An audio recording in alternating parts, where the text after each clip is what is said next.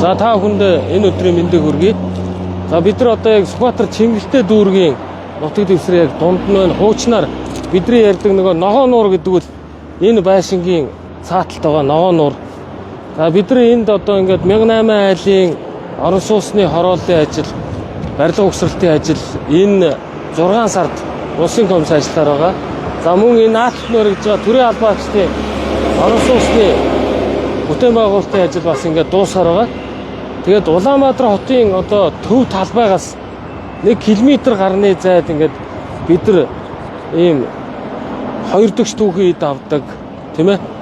За мөн цаашлаад тос солилгоо хийдэг, дугуй засвар хийдэг ийм байршлууд одоо ингээд нэгдүгээр игнэнд үргэлжилж байна. Та хэд маань тэр хоошоо харж байгаа.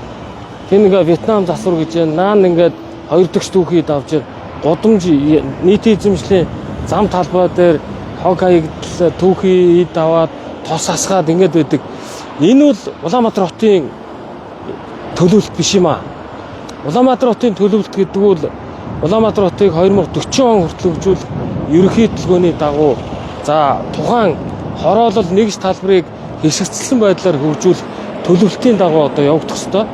Тэгээ бид нар энэ хүрээнд төлөвлөлтийн дагуу энэ жил Улаанбаатар хотын 40 гаруй байршилд газар чөлөөлтийн ажлыг хийхээр ингээд төлөвлөлөөд ихний газар чөлөөлтийн ажлууд явагдаж байна. За одоо энэ ард харагдж байгаа одоо энэ балкаар барьсан байшинтай айлууд ингээд цаатлын айлууд үндсэндээ зөвшөлтсөлд ороод гэрээ хэлцлүүд хийгдээд дууссан байгаа. Энийн цааталд ямар нэг өөр нэгж талбар байхгүй. Одоо хуучнаар ногоо нуур гэдэг нуур одоо яг харагдана. За энэ айл бас газар чөлөөлтөд зөвшөлтсөл төрсөн. За энэний цаатлын айл хүрсэн, тэрний цаатлын айл нь хүрээг байгаа. Тэгэхээр би иргэдэд юу гэж уриалж байна, аж ахуйн нэгжүүдэд юу гэж уриалж байна гэхээр Улаанбаатар хот замаа барих, тийм ээ, гүүрэн байгууламжаа барих, инженерийн шугам сүлжээгээ татах, за цаашлаад сургууль цэцэрлэг барьж байгуулах, за орон сууцны хорооллууд барьж байгуулахад зайлшгүй юм төлөвлөгдсөн газрууд дээр иргэд маань ингээд хотынхоо ажлыг, их хотын ажлыг үнэлээд хүлээн зөвшөөрөөд зах зээлийнх нь өнөөгийн одоо жишгт нийцсэн байдлаар газар чөлөөлтөн дээр одоо бид та бүхнийг одоо илүү хурдан ойлголцол төрхийг уриалж байна. Би өнөөдөр энэ байршилд ирж бэлтгэн хэдүүлээ Улаанбаатар хотынхоо төв талбайгаас ерөөсөө 1 км-ийн зайтай ингээд 2 дэгч түүхий даваад тийм ээ. За цаашлаад тос машины тосмаасал солио дугуй засвар хийгээд ингээд байж байгаа нь бол энэ Улаанбаатар хотын өнөөгийн төлөвлөлтөд нийцэхгүй байгаа.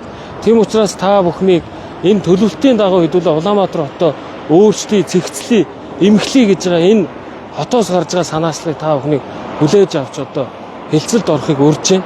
Одоо энэ урдлын колонкийн одоо эзэн бол энэ Улаанбаатар хот яг энэ одоо Баянбүрдийн тойргийн хойтлын энэ нэгж талбар гэхэд бусдууд нь бүгд зөвшөөрсөн байдаг.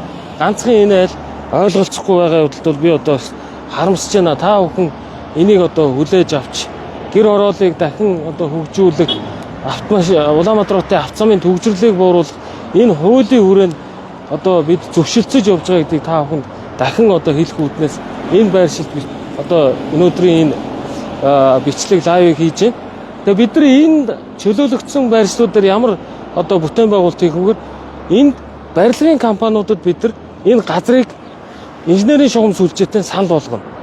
За барилгын компаниуд энэ баригдсан барилгаасаа бидний газрын төлбөрт гаргасан мөнгө нь одоо тодорхой байруудыг бидэрт өгнө.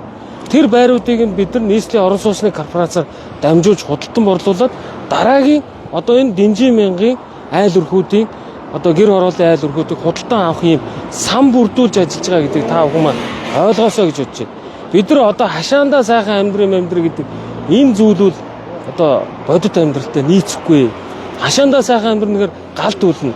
Инженерийн наад захын шугам сүлжээ байхгүй, хөрс бохирдуулна.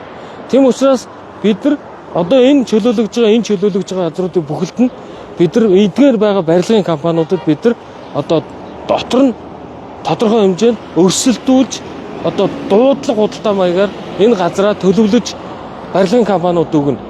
Барилгын компаниуд бидэрт ашигтай талбайхаа 20%-ийг энэ баригдсан барилгаас аав гэж хэлнэ. Авсан 20% авсан барилгыг нь бид нар носкоор дамжуулаад худалдан борлуулсан мөнгөөрөө энтлийн энэ гэр хорооллын айл өрхүүдийг худалдаж авдаг ийм схем рүү шилжсэн гэдгийг би бас өнөөдөр хэлхийг хүсэж байгаа. Өнөөдөр Чингэлтэй дүүргийн засаг дарга мандуул бүтээр бас энэ Чингэлтэй дүүргийн хэд хэдэн байршлууд дээр яг ийм байдлаар газар чөлөөлтүүдийг энэ жил хийх төлөвлөгөөгөө ярилцахаар өнөөдөр ингээд уулзаад байж байгаа.